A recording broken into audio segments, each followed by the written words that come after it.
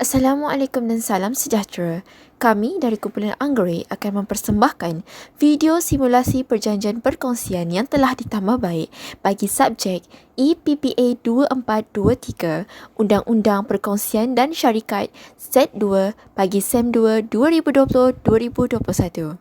Yang kami hormati Dr. Halina binti Muhammad On selaku pensyarah bagi subjek ini dan yang saya kasihi rakan seperjuangan saya yang lain iaitu Nur Syafiqah binti Abdullah A173514, Nur Wanafiqah binti Jumadi A173698, Nurul Huda binti Abdul Muttalib A174292 dan saya Siti Hawa binti Yahya A174086. Oleh itu, saya serahkan sesi pembentangan perjanjian ini kepada rakan saya.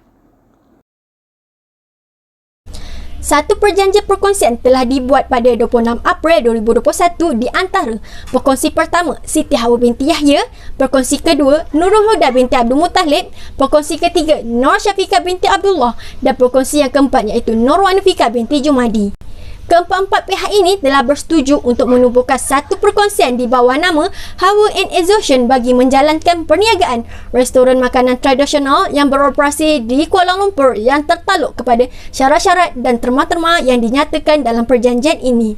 Antara syarat dan terma yang telah dipersetujui adalah seperti berikut, di mana pihak-pihak telah bersetuju bahawa modal perkongsian akan disumbangkan oleh setiap perkongsi dalam bentuk tunai, di mana perkongsi pertama menyumbangkan sebanyak RM50,000, perkongsi kedua menyumbangkan sebanyak RM100,000, perkongsi ketiga menyumbangkan sebanyak RM150,000 dan perkongsi yang keempat menyumbangkan sebanyak RM100,000.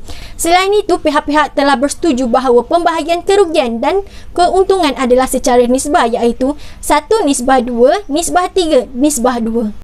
Hak, tugas dan tanggungjawab perkongsi. Pihak-pihak adalah mempunyai hak yang sama rata dalam pentadbiran perniagaan tersebut dan bertanggungjawab untuk menjalankan aktiviti pemasaran bagi memajukan perniagaan tersebut. Selain itu, pihak-pihak bersetuju untuk sentiasa berbincang dan mendapatkan persetujuan setiap perkongsi sebelum membuat apa-apa keputusan yang melibatkan perniagaan tersebut.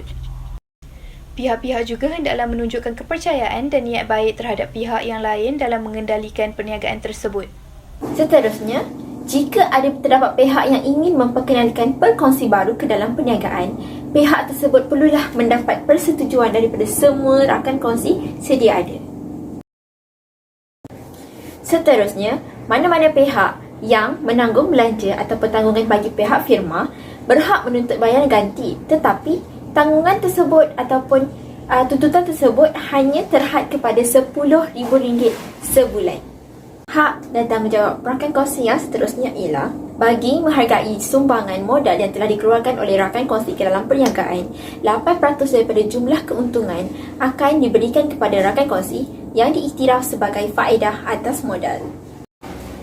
Selain itu, semua pihak diwajibkan untuk berlaku jujur dalam mendedahkan segala maklumat yang berkaitan dengan bidang kepakaran yang telah disumbangkan kepada rakan kongsi.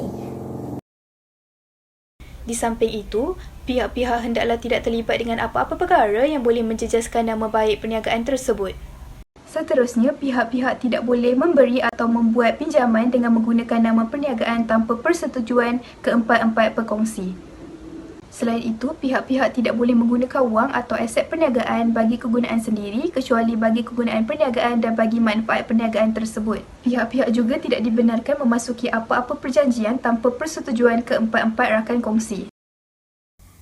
Sekiranya terdapat mana-mana pihak yang menjalankan perniagaan yang sejenis ataupun bersaing dengan perniagaan yang sedang dijalankan, pihak tersebut perlulah menyerahkan separuh daripada keuntungan yang diperolehi kepada firma, tetapi jika perniagaan tersebut tidak diketahui oleh rakan kongsi.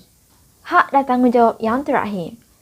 Sekiranya terdapat mana-mana pihak yang telah melakukan salah laku atau telah melanggar tugas dan tanggungjawab sebanyak 2 kali berturut-turut, pihak tersebut akan diberikan notis pengusiran dan segala tanggungan yang telah tercetus akibat daripada perbuatan tersebut akan ditanggung bersamanya dengan persetujuan rakan kongsi. Kemudian, Segala urusan yang berkaitan dengan jalinan kerjasama dengan pihak ketiga ataupun pihak luar adalah terletak di bawah urusan dan tanggungjawab pekongsi pertama. Pekongsi kedua pula bertanggungjawab atas urusan yang berkaitan dengan pengurusan pekerja dan juga pengagihan upah.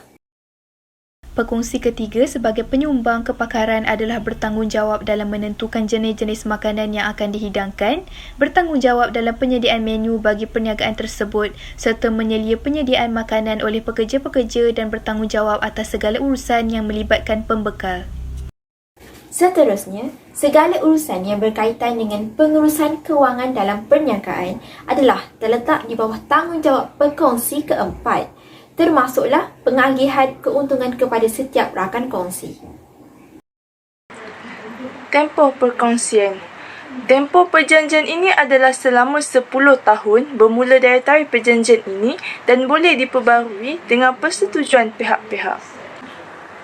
Untuk akaun, yang pertama, apa-apa hasil dari perniagaan tersebut hendaklah dimasukkan ke dalam akaun yang dibuka di bawah nama perniagaan seperti yang dipersetujui oleh pihak-pihak dalam perjanjian ini dan semua wang keluar melalui buku cek hendaklah ditandatangani oleh pihak-pihak di dalam perjanjian ini. Yang kedua, sebarang dokumen melibatkan perakaunan perniagaan hendaklah disimpan di premis perniagaan. Yang ketiga, sesuatu harta itu dianggap sebagai harta perkongsian jika pekongsi-pekongsi mempunyai niat untuk menganggap harta tersebut sebagai harta perkongsian. Yang keempat, segala harta yang dibawa masuk ke dalam firma dikira sebagai harta perkongsian bergantung pada persetujuan perjanjian semua rakan kongsi yang wujud secara nyata atau termaklum. Dan yang terakhir, perselisihan faham yang berlaku antara rakan kongsi tidak akan menjejaskan pemilikan harta perkongsian yang dibawa masuk. Penamatan perkongsian. Mana-mana pihak boleh menamatkan perjanjian ini dengan lebih awal dengan memberikan satu notis bertulis kepada pihak yang satu lagi mengenai niat menamatkan perkongsian ini.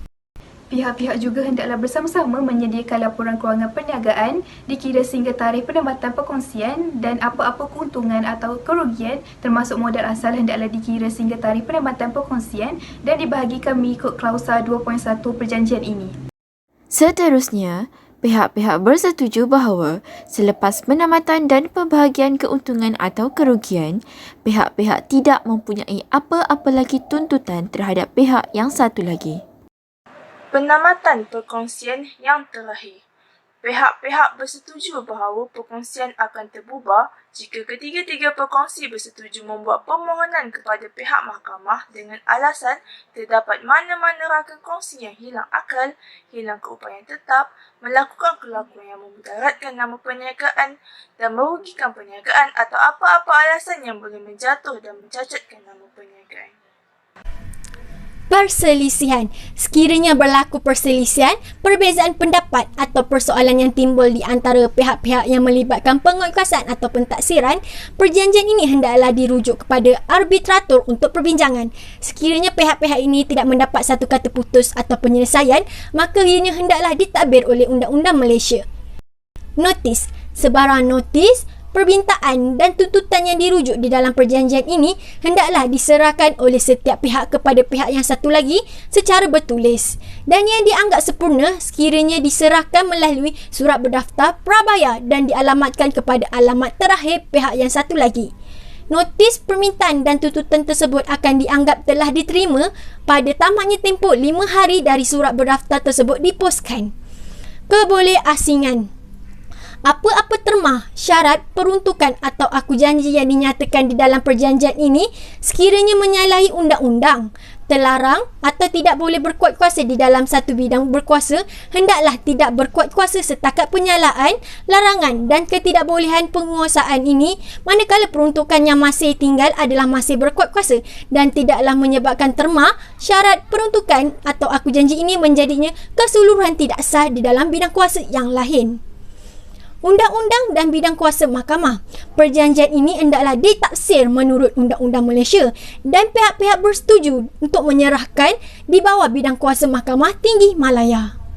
Pada yang menyaksikan hal di atas, pihak-pihak kepada perjanjian ini telah menurunkan tanda tangan mereka pada hari dan tahun mula-mula bertulis di atas.